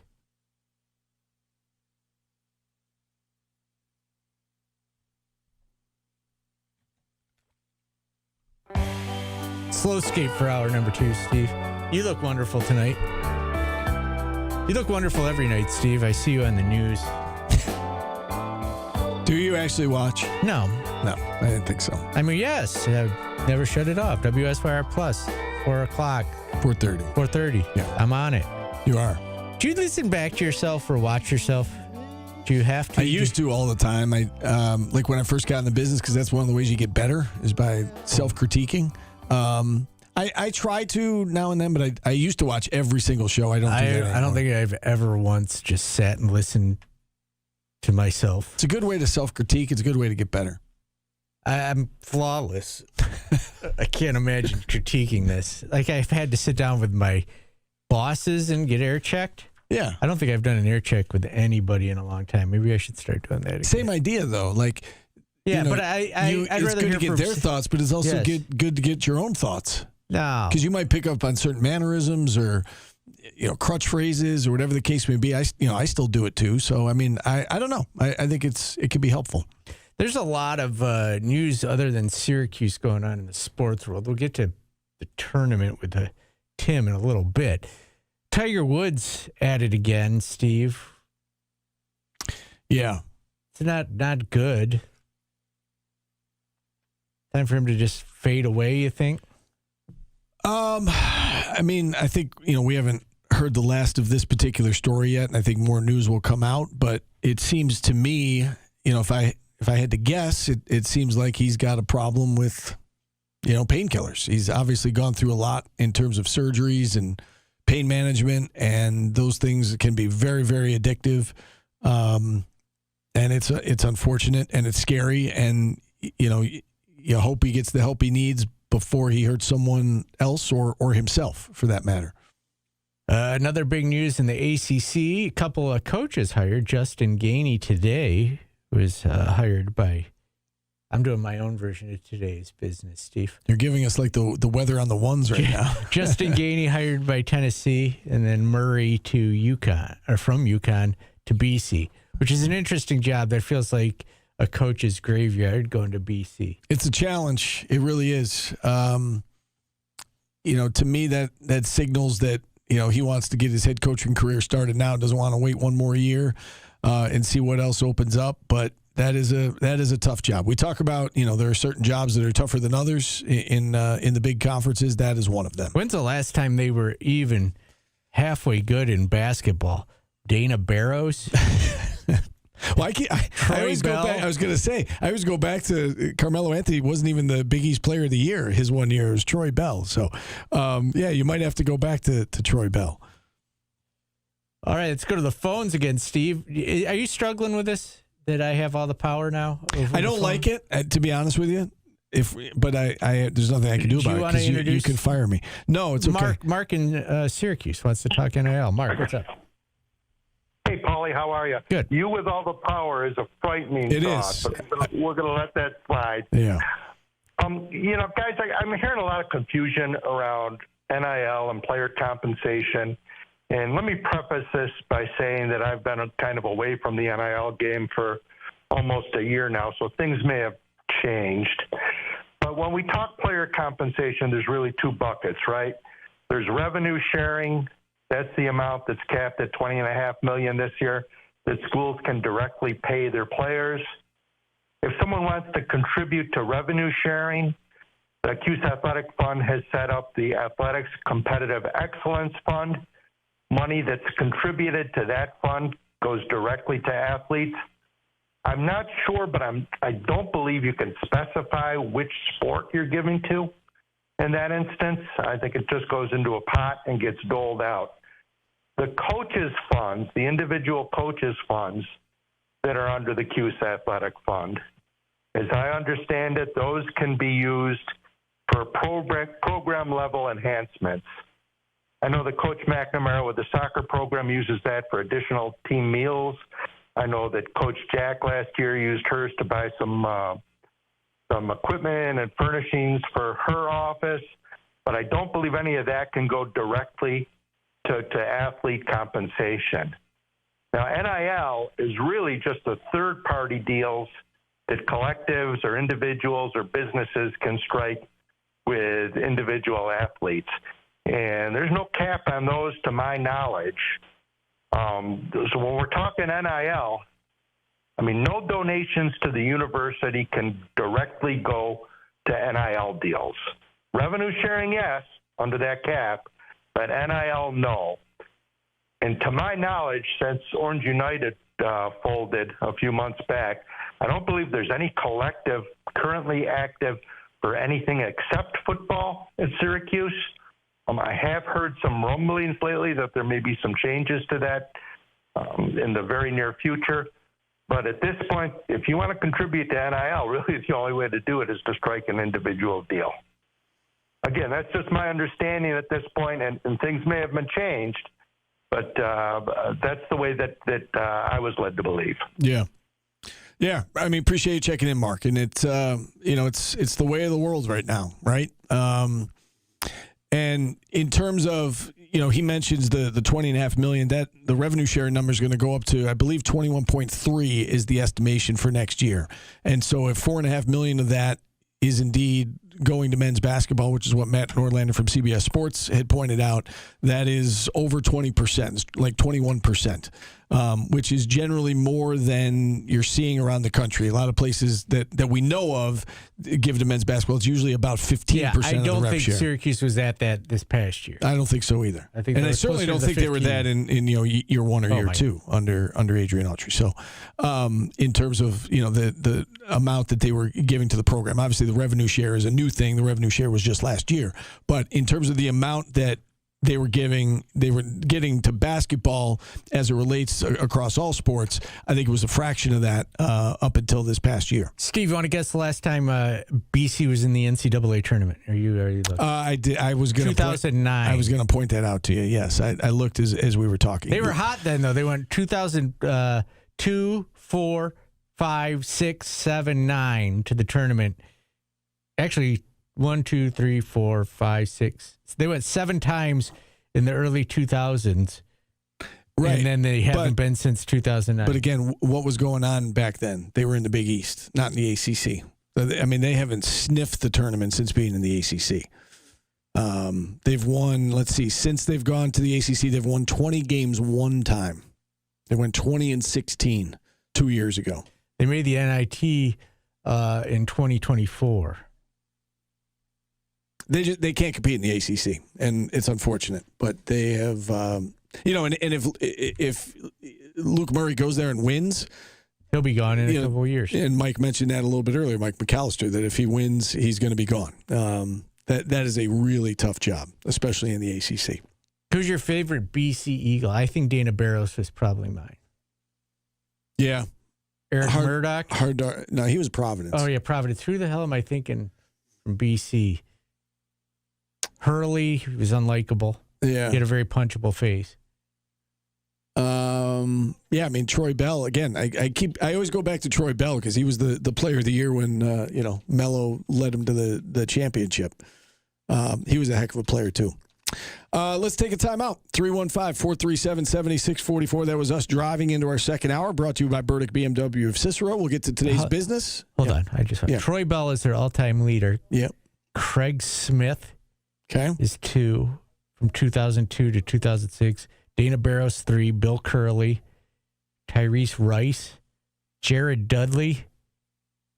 Danya Abrams, friend of the program. Bob Harrington from the 70s. Yeah, this isn't like a storied tradition. Not a who's who of Big East basketball players. Yeah, Providence we'll do tomorrow. God, Sham God. Dickie Simpkins. Dickie Simpkins has like 5 rings in the NBA. Is that right? Yeah. I don't know. He was a bench warmer on the Bulls. I think so. He's got 1, at least. 1, 5. It's about the same. All right, we'll take a timeout here. We're back after this on ESPN Radio.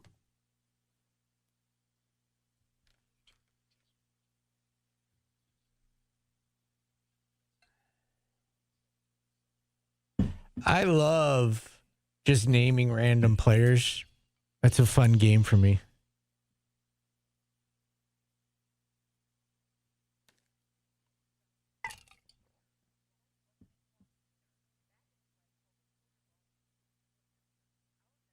Why are you yelling Stu Peterson? Oh, because it's just a random name.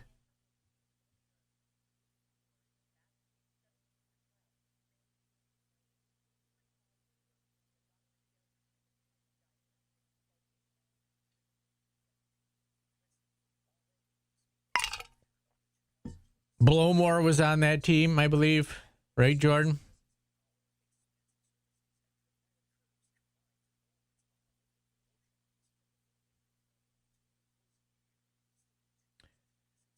Nick Costa with Syracuse is not GMAC's dream job. What is Notre Dame? Because he looks like the mascot.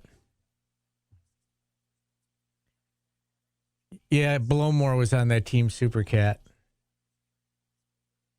Blowmore went to BC. Mythic Hook went to Providence.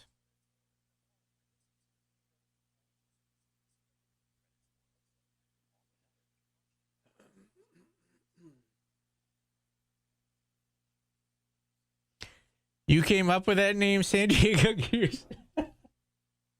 I never knew that was you that did that. Jordan, did you know it was San Diego Cuse that came up with that one? The originator of Blowmore? One of the founding fathers?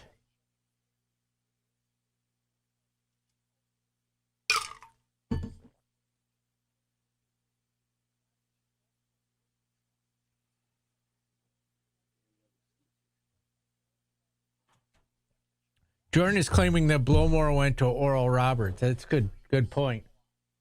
He was in a, you know what he means by that, Steve? I do. Yeah.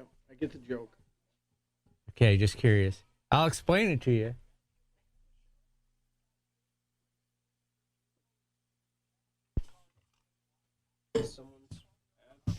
No, I don't know. I was laying here when I got here. Do you know colostomy?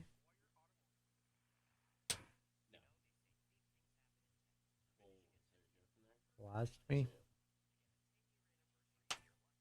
What are we talking about?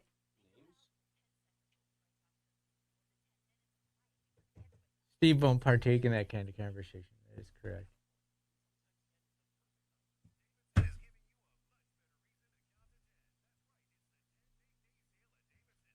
We can talk about it when we get to.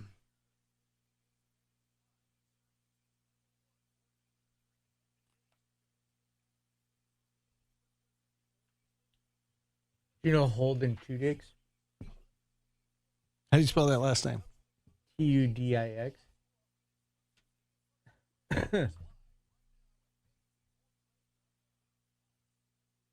You know Gabe? Gabe Owners?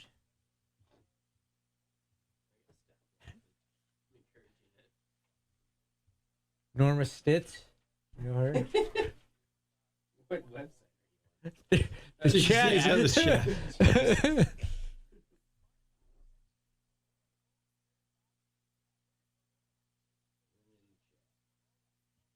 This is why we can't stream the show on localswear.com. Everything.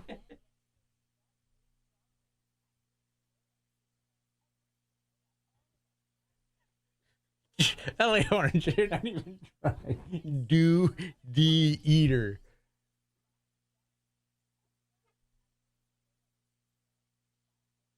Do you know Mike Rochburns? Should probably see a doctor about that.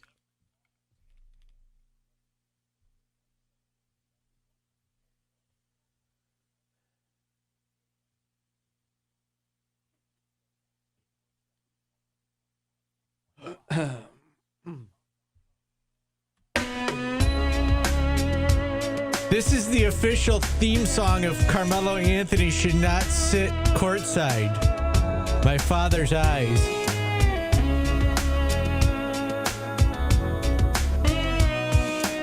I can't believe that take has come up twice now. Two different reasons. Out of season. Not even in the season right now. All right, Tim is here for today's Let him business. cook. Okay.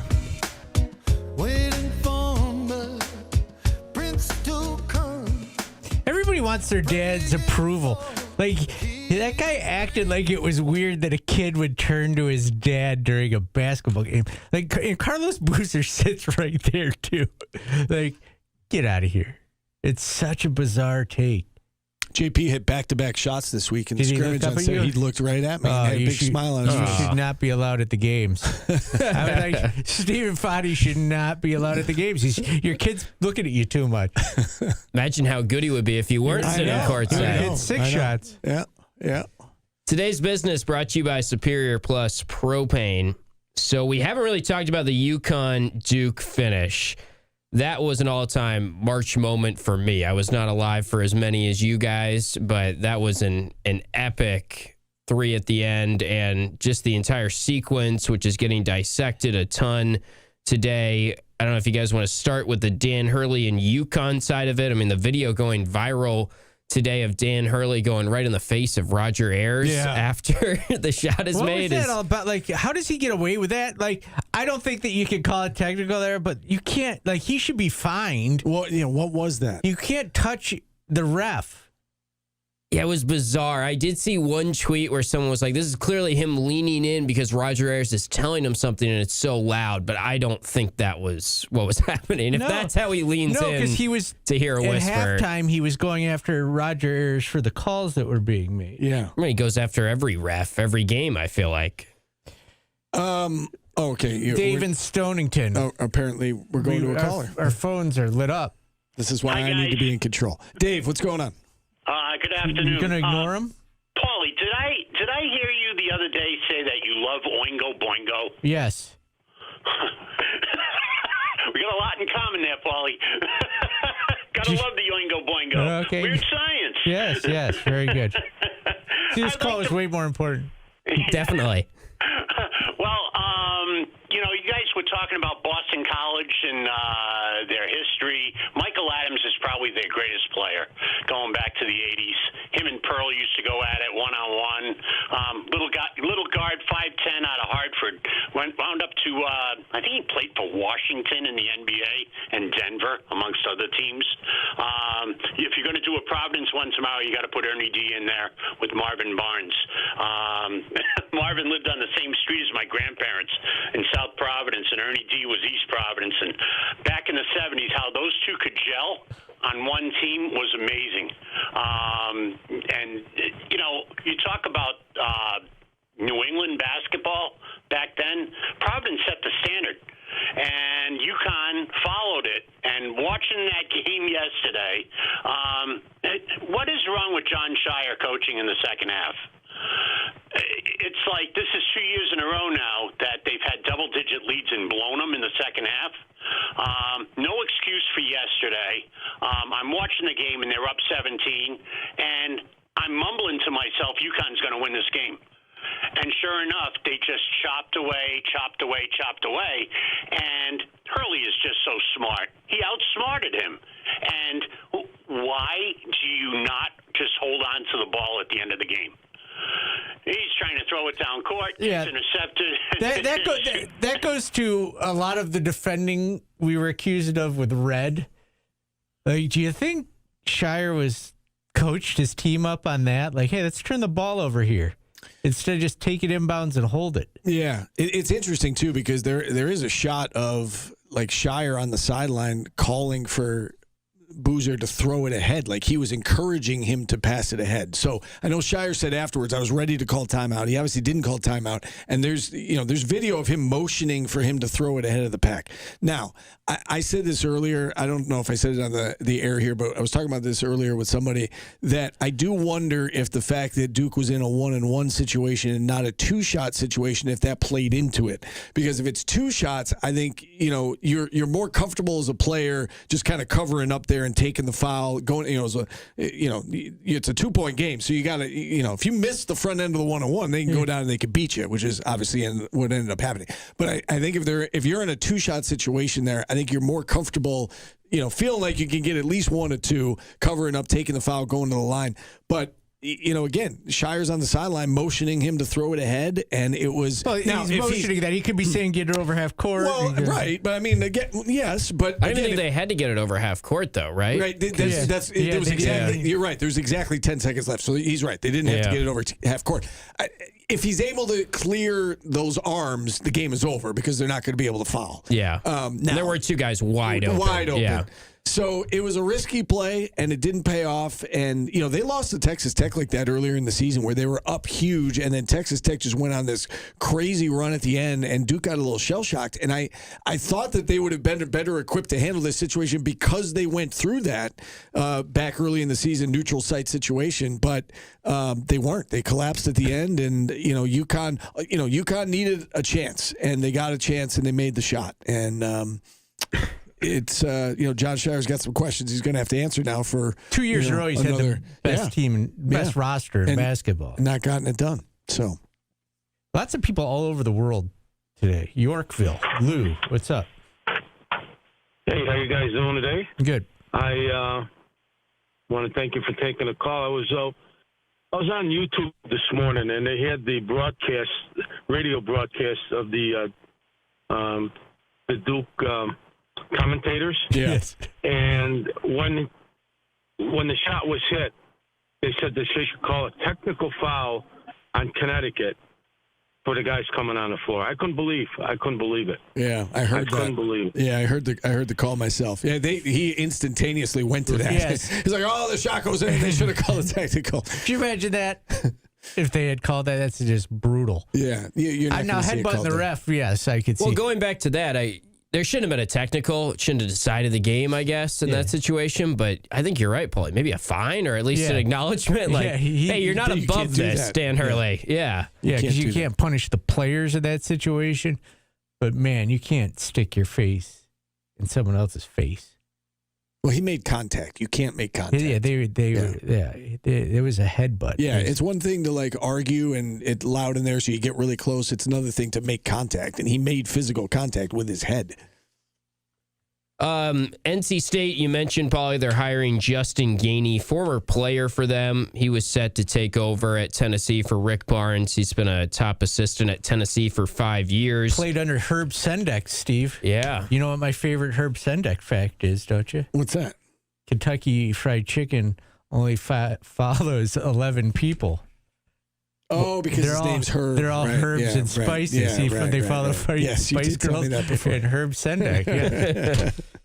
That's funny. I didn't know that. He was up last year. It was pretty much down to Gainey and Will Wade. Now they're going to go with Justin Gainey. Josh Schertz did interview. Apparently he flew into Raleigh and did an interview. And it just seems like everyone that knows Josh Schertz, that's a national college basketball reporter, seems to believe he is going to stay put, and they have a very good situation at St. Louis. I mean, Matt Norlander saying $10 million roster budget for St. Louis next year. So why would you leave if you're Josh Schertz? If you're getting $10 million, you're making about $3.5 million in your coaching salary, you're in a league that you should win year in and year out, and I just feel like his stock's only going to continue to rise. And that's what I was going to say is that $10 million in that league is not, behind Duke and North Carolina and Virginia. $10 million in that it's league top third and then some. Goes a long way. So you're set up for success there. So you're right. Why would you leave? Yeah, and then we mentioned Luke Murray to BC. I was a little surprised, like Mike McAllister, that he was sort of waiting for a job, and then he takes the BC job. It'll be interesting how competitive they are next year.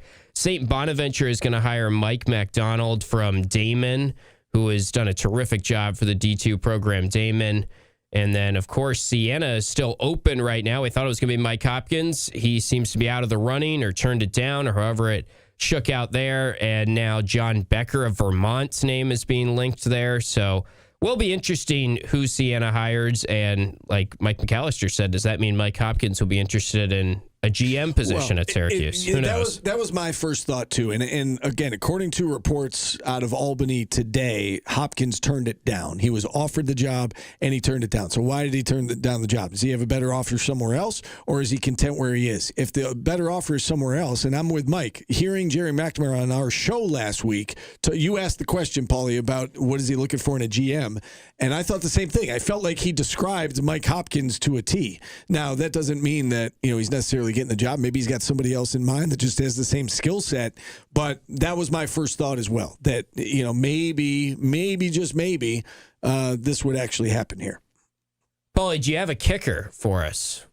We haven't done this in a bit. Or am I supposed to have the bracket right now? You're supposed to have the bracket. Yeah. But he lucked out, by the way. You actively asked us a question about the Duke game, and then he went to the phone calls. He just lucked out that we eventually circled back to Duke UConn. I always go to the phone calls. They're the most important part of the show. It was mid-conversation, and he asked us a question, and before I could answer, you went to the phone call. Yeah.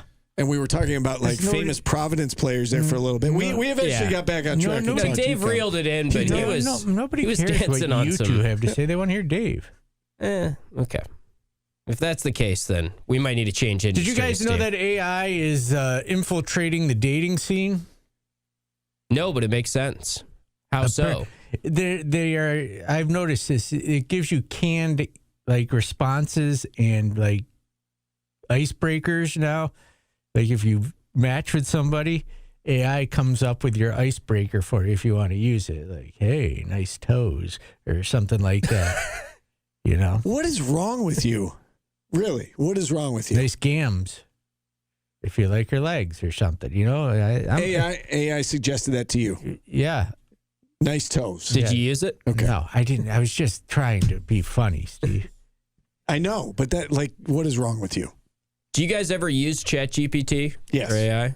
Yeah, what for do you use it for? stupid things like who would win in a basketball game between mustard and horseradish sauce. We did do that. I'll tell you one way that's been a time saver for me is if somebody asks for hey, letter of recommendation, can you, I'm applying for this. So you type in some keywords, like you type in what you know about the person, you type in what the position is, and it's better than I could ever do, you know, and I'll change something. Like I don't use it like word for word, like I'll change some things and, but it is very helpful in that regard. So something that would take me like a half hour to write, now it takes, 5 minutes. Yeah. So I'm amazed how much better it's gotten in the last year too. If you ask it to do something, it used to be for sports related stuff, you'd have to really comb through it and make sure that you kind of fact check it more. Now you still have to do that, but it's pretty close to being spot on. It's kind of scary. It's very good. And I mean, again, I'm writing some of what I know about that and I'll change some of what's there, but it's a time saver, and it's only going to be involved in our lives more and more. I don't think there's on any the doubt about record, that. I would like to say I think feet are disgusting. So if it said nice toes, I'd be like, yeah, I'm out. Thanks for clarifying I that. do not like feet. They stink. They're gross. They're on the floor. Okay. Yes. Like the ice cube that day. Why are you so grossed out by feet, Steve? No, it's just like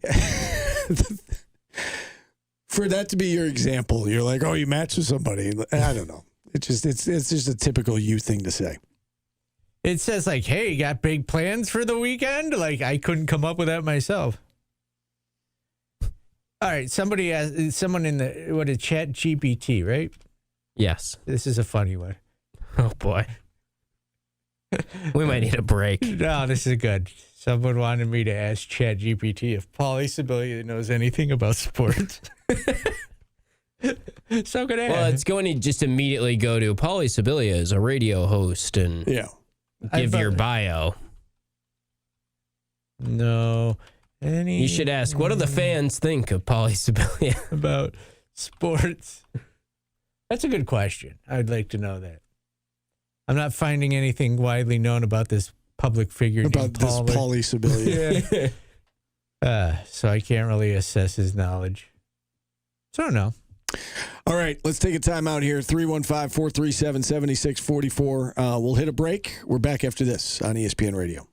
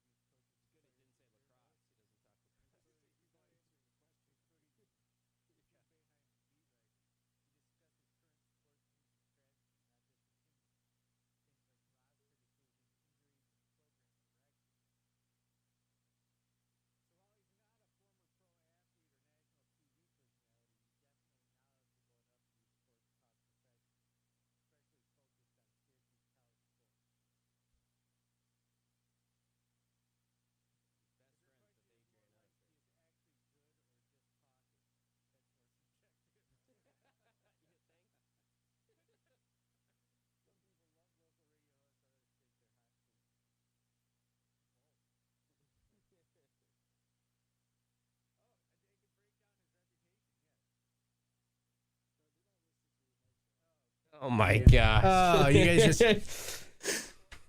Yes, it does know sports. It wants to break down my reputation now. What is... It's too good. It's typical Paul. He reads the whole recap, and then his mics aren't even on. Yeah, I don't like this new phone strategy.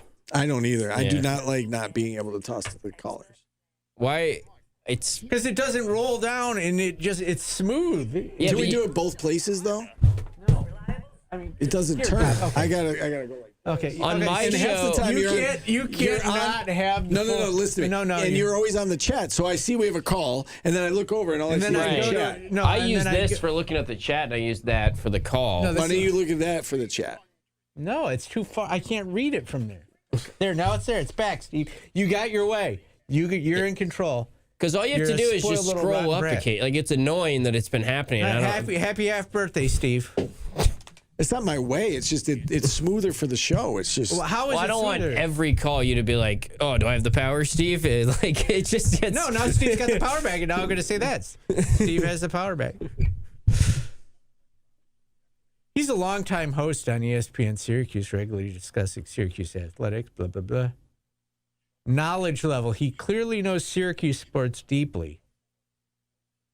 He's not a former athlete, but he does have insider information. Yeah. It says that. Yeah. Fan perceptions. Some fans see him as solid and informed. Others think he can be a bit opinionated and dismissive. In a couple of years, message boards outdated rubs some fans the wrong way. It does say that? Yes. Part of his typical radio style, hot takes, debate-driven, sometimes argumentative. Fans sports message boards are reactions are mixed, which is normal for sports radio personalities. Overall, my overall breakdown: strengths, knowledgeable, experience, plugged into Syracuse. Weaknesses: everything can come off as opinionated, typical talk radio style. Level: respected locally, not widely known nationally. Bottom line, he's not some random guy. He's a legit local sports media person. Thank you, ChatGPT.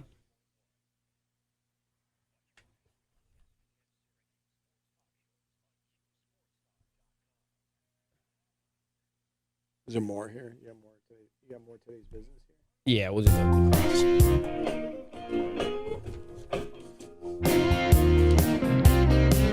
This one's called Rock and Roll Records, Steve. Did some record listening this weekend. This is Eric Clapton? Yeah. Okay. And Tom Petty. Oh. Tim's still here for part 2 of today's business. Yeah. Still brought to you by Superior Plus Propane. Lacrosse edition here. Yeah. Good game. It was a good game. Paulie, did you watch it all? Or Yeah. Did you listen? Yeah, I listen all the time. I'm always listening to my stations. I'm a good boss. Self-critiquing. Because I was going to say, this was like a 60-minute... I can't listen to myself on the radio, Steve. I mean, the radio is a very scientifically state-of-the-art machine. You can't listen to yourself on the radio. You could if it was taped. Which it was being is. played back. So. No, I did listen to the lacrosse game. Okay. Woo. Yeah, this was a good... If you're not a lacrosse fan and you watch this game, you would have to leave thrilled by the sport or more intrigued by it, I would say. It was 60 minutes of nonstop, up and down action. A lot of plays that were a stop on the defensive end and then quickly in transition, the other team scores, and just showcased lacrosse in all the best ways. And I was saying to Kyle that I feel like the one thing about lacrosse that I really love is we went into that game and we knew Syracuse and Duke, rivalry game, ACC opener. There's probably going to be a thrilling game here, or it's going to go down to the wire.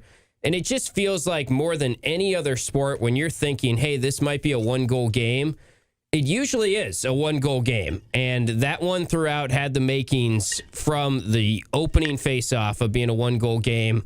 And it ended up being a one-goal game, and Syracuse got the win. And at this point, Syracuse is 9-2. They've won 6 games in a row.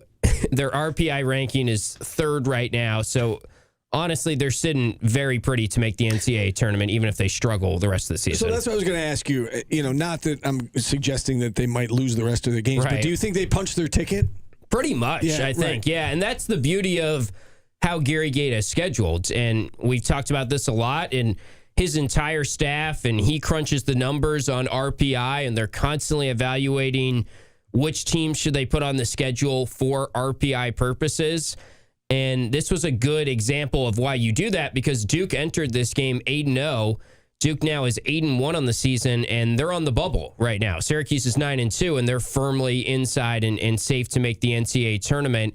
Duke's RPI right now is 8 in the country. Syracuse is number 3, and they play number 1 UNC in RPI on Saturday on the road. So it's only going to go up because so much of your RPI is who are the teams you are playing, and also what is the opponent's strength of schedule as well. I want to go back to what you just said about the tough schedule Syracuse has played as well. And, you're the expert on this because you call all the games. But from the outside looking in, it seems like the tough schedule and the fact that they, you never like to lose games, but the fact they lost back-to-back games and they went away and they were tested, I assume that helped them yesterday. I mean, do you feel that maybe they don't win that game if they hadn't gone through some of these trials and tribulations earlier in the season? Yeah, I mean, it wasn't that long ago in the Gary Gate era that we were talking about they can't get it done in the fourth quarter. They can't really close games. And I think now at this point, they've got such a veteran-laden team that has played so many big games, so many games like that one on Saturday where it feels like a very significant game and it's down to the wire and it's going to come down to a ground ball here or a face-off here. And they just seem to be winning those games as opposed to a couple years ago when this 2022 recruiting class was all sophomores a couple years ago. They couldn't quite break through. So it seems like every year under Gary Gate, they've gone through adversity at some point. Last year, the adversity happened at the end of the regular season. They went into the ACC tournament right on the bubble, and they rattled off a lot of wins in a row to make it to the Final Four.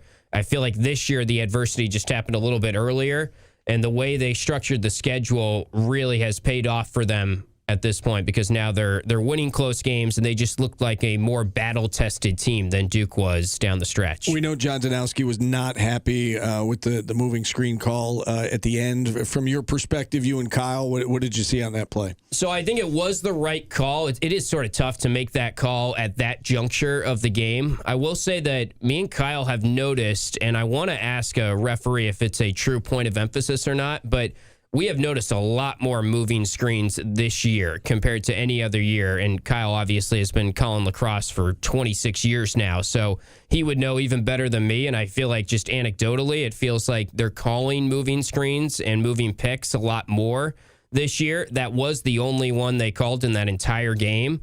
And when you look at the replay, I mean, John Danowski was pointing out that he felt like his player, Tomas Delgado, was kind of pushing him behind. He kind of went low. I think it was Billy Juan who was trying to come over the screen.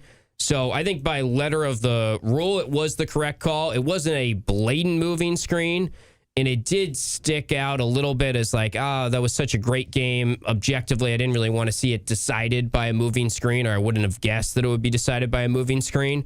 But they have been calling a lot more moving picks this year. Next up is UNC, as you mentioned, number 1 in the RPI, number 2 in the polls. This team's really good. Just played Harvard over the weekend, right? And they blew them out. What do you make of this Tar Heel squad? And Syracuse has to go there, by the way, going to Chapel Hill. Yeah, this is going to be a really tough game. UNC is the best face-off guy in the nation, Brady Wambach. He just went 88% against Harvard yesterday, and they won the game 17-7. And Harvard has had their issues. Remember last year at the Face-Off X, they've been a little bit better this year getting face-offs, and they're a better all-around team. UNC's got Owen Duffy. They've got Dominic Petramala, Dave Petramala's son. So we'll see Dave Petramala, again, our old friend, who's the defensive coordinator for UNC. They are very loaded, very talented. And honestly, I think that's the thing that goes under the radar a little bit when you compare Syracuse to some of these other ACC teams. Duke is a more talented team than Syracuse. So for as much chatter as we give to Gary Gate, can he get it done? Is he the right coach? And, people pick at Pat March, and his offense was struggling before they made some adjustments early on in the season. It just feels like Syracuse's coaching staff is as good as it gets in the ACC right now. When you stack up how many 5-star recruits Duke has, how many 5-star recruits UNC has, Virginia, Syracuse is on the low end in the conference right now in terms of overall athletes and high-end 4- and 5-star recruits. And obviously, they're more experienced than some of these teams now, which is why they are picked to be a Final Four team from the jump this season. But I do think their coaching staff deserves a little bit more credit for if you were just sizing up Duke's players against Syracuse players, I think Duke is the more talented team. But Syracuse got the win, and a lot of that is because they play well in the Dome, and they had a great crowd on Saturday. And we should mention the women got it rolling 9 in a row now. I mean, they beat Pittsburgh. That was a game that they should win. But since those 3 losses to open the season, they have been phenomenal. Yeah, and they're at Cornell tomorrow night. Another quick turnaround for a midweek game for them. So that'll be an interesting test. And I remember talking to Reggie Thorpe after they played a midweek game against Albany last week. He was disappointed with how his team played, even though they got the win 10-8. They've won a lot of close games before this Pittsburgh win was more of an all-around domination. They've got a couple players that are complete studs on the team. When you think of Coco Vandiver and Molly Guzik offensively has been terrific. They are struggling a little bit to win draw control, so that's going to be something to monitor as they play some of the tougher teams of the ACC down the stretch. They have Notre Dame at home coming up. They're going to play BC before the season is up, and BC actually just got a huge victory over Stanford to make Stanford go from undefeated to a one-loss team. So it does feel like BC's finding it a little bit. I do think, though, that the SU women's lacrosse team should be in the mix for the Final Four this year as well. They're also number 3 in RPI right now. Kevin from Liverpool said, good job on the call. Thank you, Kevin. Appreciate that. See, I'd like to throw in the positivity of it as well, Steve. All right. The chat isn't always negative. I did listen while I was mopping my floors. Great to hear. You think ChatGPT would say that? Pauly Spillia likes to throw in the positivity from time to time. Yeah, here's what it says. Pauly is very positive, uplifting, and a great boss. Who does have the power to fire Right. Steve or Tim. And no longer has the power to introduce callers. No, we're just sharing that power now. That's all. All right, let's hit our final timeout. We'll wrap things up next on ESPN Radio.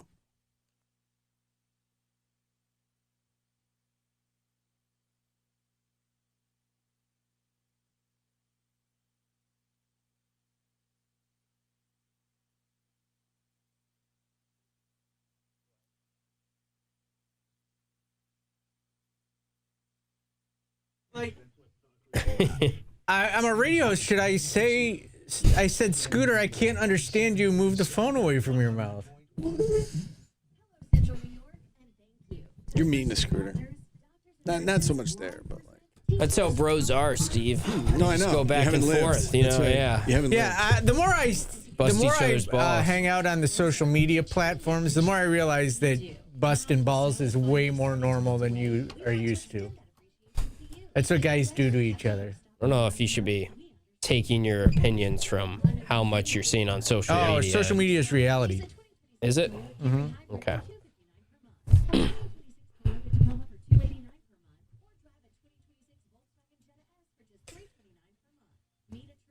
I like that someone said ChatGPT just says what you want to hear. Like, how did it know I was Pauly Sibilia asking it? I literally typed in this Pauly Sibilia knows so sports. when like a disgruntled fan who doesn't like you types in Pauly Sibilia, it's going to get the same answer. Yeah.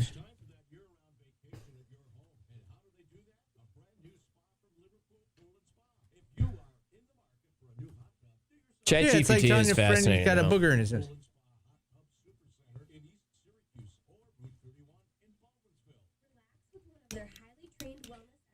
Ask if Scooter knows sports. Okay. This could be a whole summer show.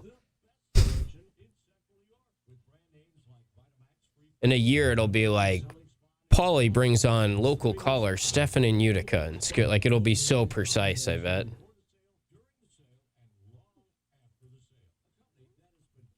Pauly has leaned into being a villain on Twitter.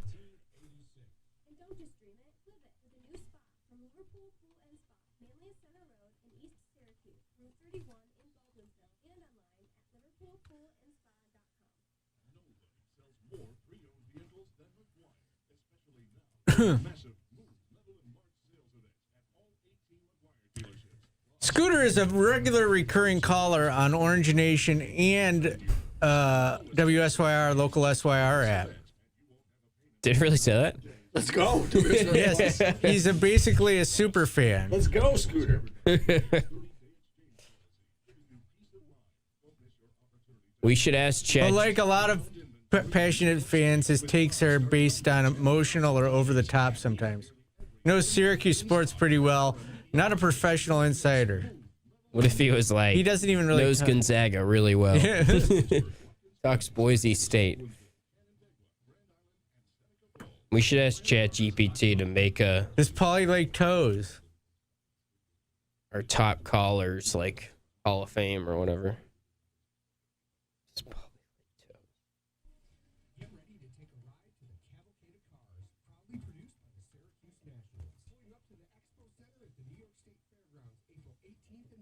It's weird that it said that I called message boards outdated, because that did get people heated. Did you specifically say outdated? Yeah, like it's I I was like, remember. who the hell talks that? Right.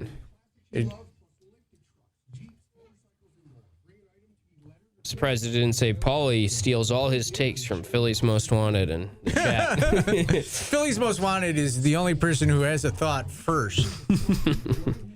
It's like saying that and having a general take isn't like a lot of people think Syracuse is going to be behind again this year. That's not like a novel take that somebody stole from you. I can't even keep, so, or is the chat arguing today that they are going to be ahead in NIL or they're still going to be behind? Just Philly said that when I said that there's going to be inflation, I stole that idea from. Oh. I thought he was in the camp that they have enough Philly's resources. Most Wanted when you say, oh, wonder where you heard that before, or, oh, now they're saying what I said. You're not accusing us of stealing. You're misunderstood.